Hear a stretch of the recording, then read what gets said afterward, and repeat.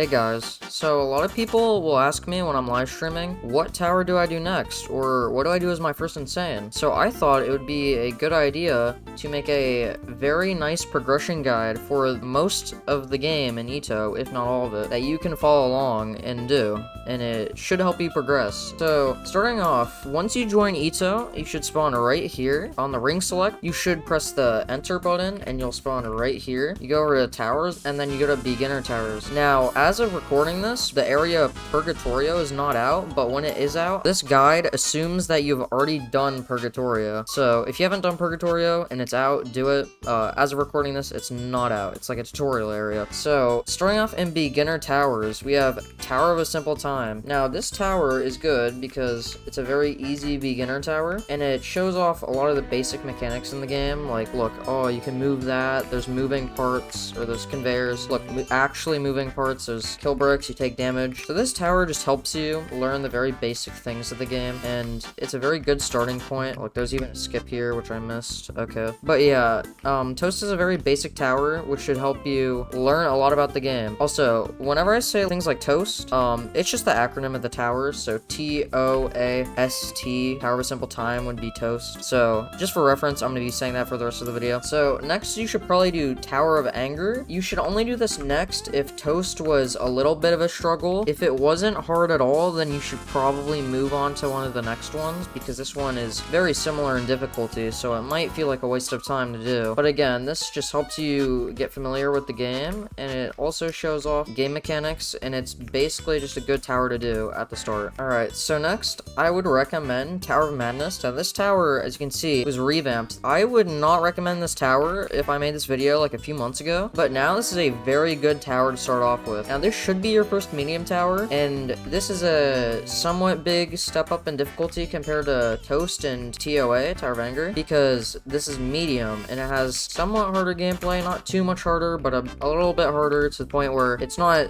a cakewalk anymore. You actually have to try a little bit, depending on how good you are. But yeah, I would recommend doing this next. Alright, we're almost done with the beginner towers, but first, to finish them, we need to do Tower of Noticeable Infuriation. Now again, as you can see from the portal color, it's yellow. This is a medium tower. That's also how you know what difficulty a tower is before you enter it. You can also see the color of it up here if you didn't know. And yeah, like Tower of Madness, this is a pretty good tower, pretty big step up, and yeah, pretty good. There's not really much to say about it. I would just recommend doing it when you start out.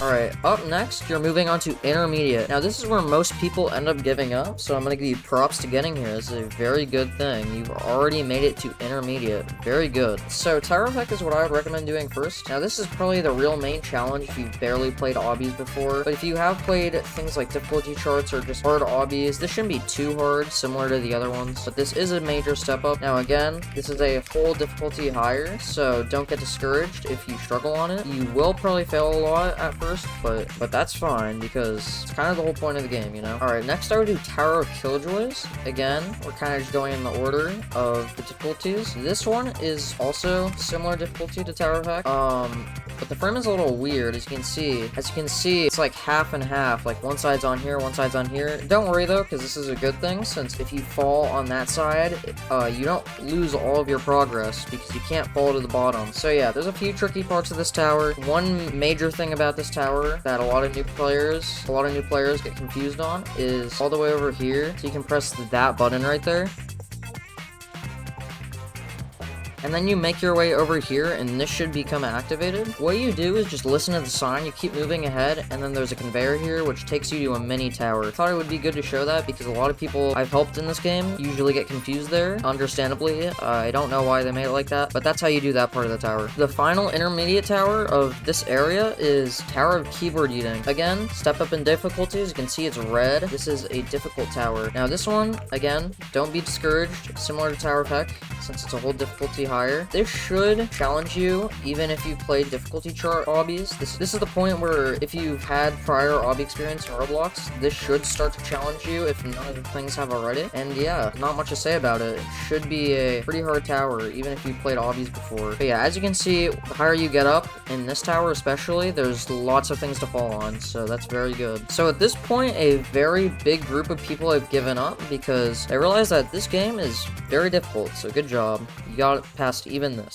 So now we're moving on to Tower of Stress. This is the same difficulty as the last one, just a little harder. This one is kinda hard, but this one kinda has things to fall on if you fall. There are some scary parts, like the very long truss. I'll probably put a clip on screen right now. For that, you kinda just walk forward and don't stop, because if you do stop, then you may not make the jump. Yeah, that's really the only notable thing at this tower, though. Everything else is just kinda hard. Oh yeah, by the way, if you ever struggle on any of these towers, there's a YouTuber called Adamir. There's also one called CRP who have guides on them. You can look them up if you ever need help with any of these towers. Alright, next tower. Again, similar to Tower of Keyboard Eating, this is a whole difficulty higher. Tower of Screen Punching. As you can see, there's a similar to Tower of Stress. There's kind of things to fall on, but not really. There are some hard outsides, I'm pretty sure, on this tower, but again, just takes time to beat it. Similar to all these other towers, I just messed up myself. For those who don't know, I've actually beat a terrifying tower in this game. I just failed that. Wow. Yeah, that's really sad, but again, not much to say about this besides just take your time, watch a guide if you need to, and yeah, this is probably the last major tower that you're going to be playing. Easily beatable tower you're going to be playing for a little while. Because moving forward, these towers are going to get much, much harder. So, good luck. Oh yeah, also, I thought it would be good to mention, the last floor of this tower has a very OP skip, which I will also put on screen. Okay, it turns out while editing this, I was going here for the clip, for the little shortcut that's really good here. Apparently they changed it. You used to be able to jump onto one of these and then up there, which skipped one of the hardest parts of this floor. So you can't do the skip anymore, actually. Alright, moving on. Could you ever guess what we're gonna do next? Plot twist, not this tower. This tower is so bad. Now, you're probably asking,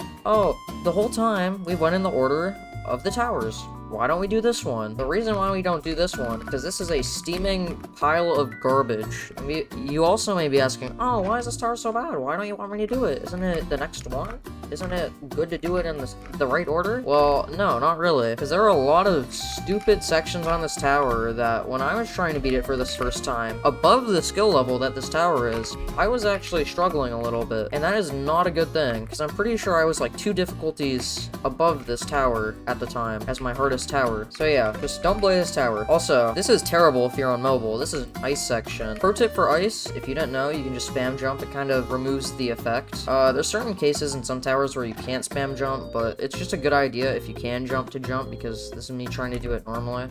It's very difficult, as you can see. I just fell. So next up's... So for this, I would recommend doing Tower of Impossible Expectations. Now, this is debatably easier than Tower of Rage, some people could say, which is another reason to do it, but this tower is pretty easy, in my opinion, for an intense tower. This would be your first one. Floor 8 outside, I think it's floor 8 on this tower, is pretty hard, just an FYI. I would recommend looking up a guide for this tower, especially if you're struggling. Besides floor 8 on this tower, there's not anything too crazy. It's still very easy to fail it, though, especially when you're doing it for the first time. And yeah, kind of it. Alright, so now you have the choice. You have this very big portal right here. This is called a citadel. Now, citadels typically are very easy, but they're very long.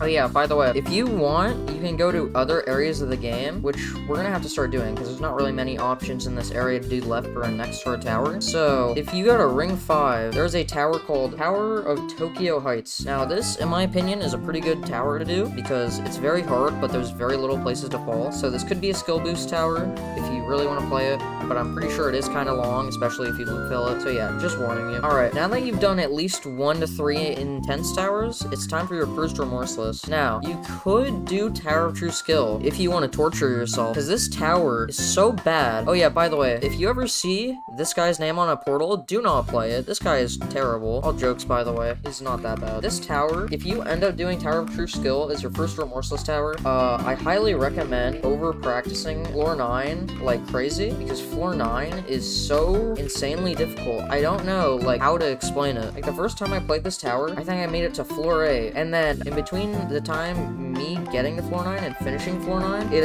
ended up taking me like an extra 600 minutes. It was not fun. Now, what I would recommend for a first Remorseless is TOTEM. This is pretty good. This is pretty good. This is pretty good. This is pretty good. Just don't do Tower of True Skill, okay? Just do any of the ones I just said. Okay, it's in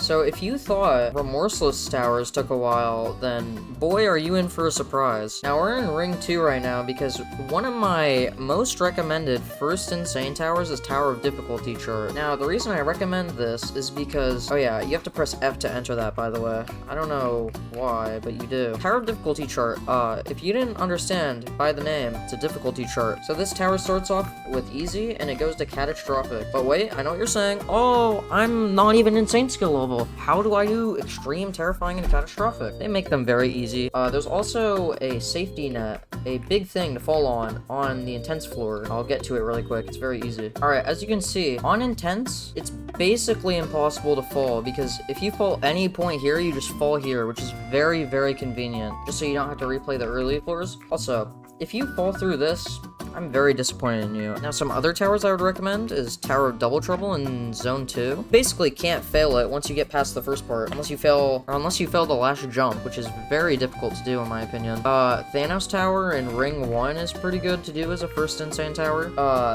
Tower of Thinning Layers in Zone 1 is pretty good. Those are just generally good first Insane Towers that most people recommend to do, and I agree, they are very good to do. Moving on to...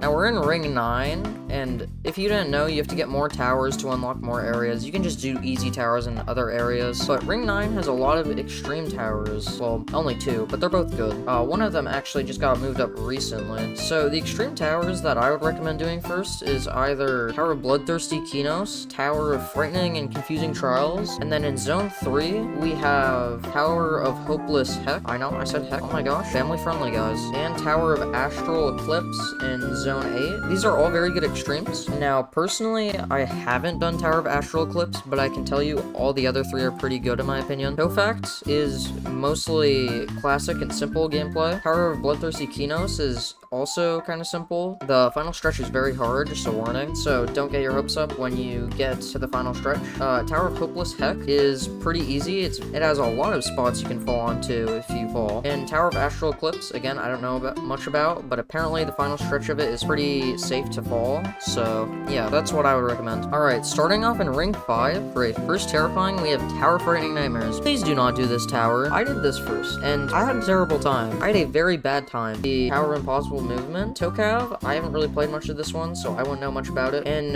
EToH, which I also don't know much about. This is baseline terrifying. People say, actually, this is extreme. It's terrifying. Just say it's terrifying. Alright, now we're on katas. So I actually don't have much experience for katas because I'm not at catastrophic skill level. So starting off, what most people recommend is in Ring 8, which is Tower of Generation Failure. Right here. Wow, so menacing. The portal is right in front of the tower. So this tower is pretty good as a first kata, I've heard. I've played a little bit of it. I've only gone to floor 4. It doesn't look too hard for a catastrophic, so I'd recommend doing it. Another tower that people also recommend is Tower of Augmented Misery in Ring 9. I can't really comment on that either, because again, I'm not catastrophic skill level, but yeah, apparently it's good. Alright, now we're gonna move on to horrifics. Alright, I hope you guys enjoyed that video. It took a while to make and edit, so I hope it at least helps someone. Sometimes I'll go live on my channel. If you want to check that out, you can maybe ask me if you need more help with towers. I also do fun things with viewers sometimes, like sometimes I'll let my viewers build a tower. That was pretty fun. I did that one. So yeah, goodbye.